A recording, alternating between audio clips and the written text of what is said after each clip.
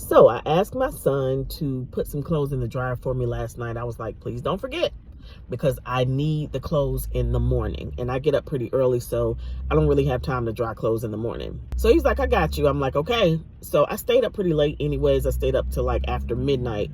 And I sent him a text. I was like, don't forget, did you put those clothes in the dryer? He was like, yeah, I'm doing it.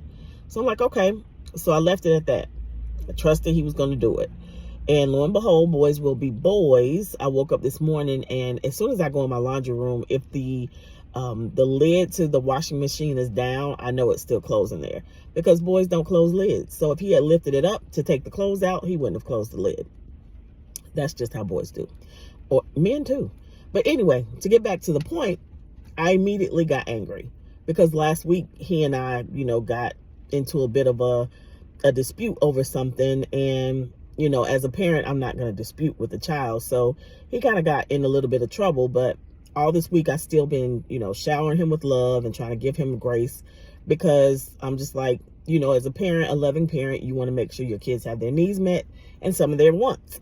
So I was a little angry at first, and immediately that anger shifted to disappointment, because I'm like, I didn't need you to put the clothes in there. I asked you to put the clothes in there, and you agreed to do it. You said you were going to do it.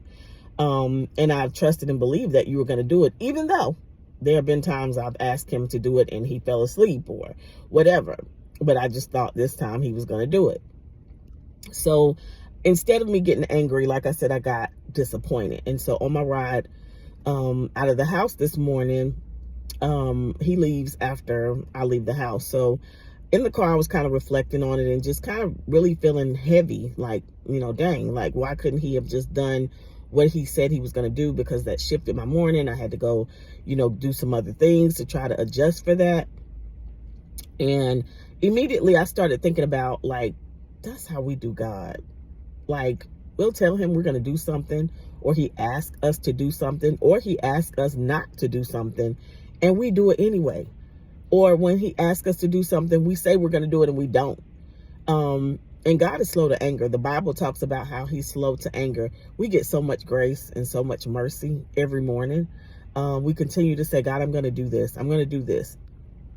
And the thing is, because it's not that big of a deal, but it is, because I want my son to know that down the line, it's not just about clothes. Sometimes lessons are for later. They're not necessarily for now. And I feel like God tries to teach us things that we're going to need for later. Like he wants to create a path for us to, go through that'll be a lot smoother than the path we want to take ourselves, but we don't do what he tells us to do. And we do what he tells us not to do. And it makes it harder for us. So, we want our children to do what's right and to do what's best, because we know what's down the road. We're not perfect. We don't know everything, but we can lead them down an easier path if they were just to listen and do what we asked them to do. So again, I just prayed and I got over it, and I just said I was going to give him, grace, because that anger could have easily turned into something else. But I decided just shift that anger to the disappointment, and then shift the disappointment into a moment of reflection, and just see how this really mirrors what we do to God on a daily basis. So I went into prayer and I asked God to forgive me for the moments I didn't listen, and forgive me for the moments that he told me to do things and I went against what he said, and to help me, because there may be times I may do it again. I may do it in fear, or feeling like I'm not ready, or, things like that. But just pray and ask God, if you're not ready to do something, or if you're in fear, to help you, because it's better than just to be in straight up disobedience or rebellion or whatever our kids try to do to us.